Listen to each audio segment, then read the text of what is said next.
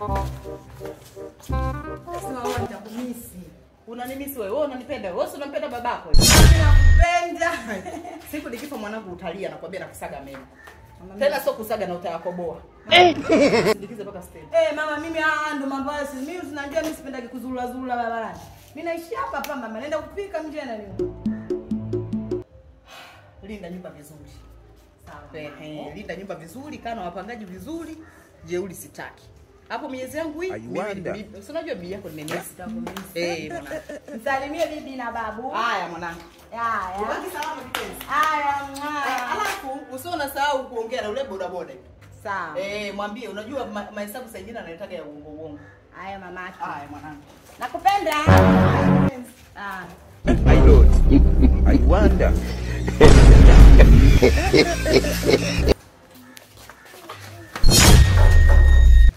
Alima mwanangu, si nimesahau simu. Alima. Alima. Hadithi tunachelewa gani jamani?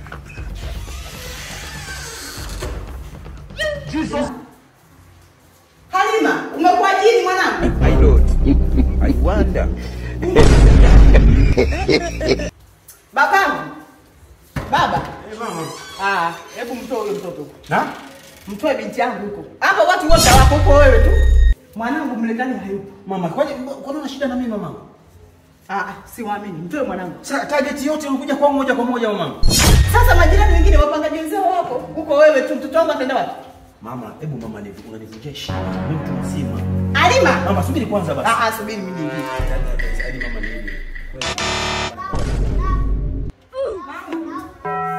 Katuni kanibadilishie. Anaangalia katuni. Yaani anaangalia katuni. Mimi nisikia. Kanibadilishie ile channel ile Azam TV sielewi. Mwanangu.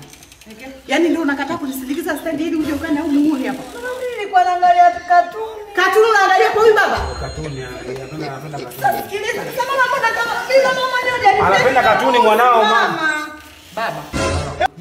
Yaani cheza na vitu vyote sio mtoto wangu mimi. Huyu atakuja kuolewa na watoto wa Baresa sio mbwa wewe kapuku usiyekuwa na mbele wala nyuma. Mama ni. Kama mimi unanielewa mwenyewe ni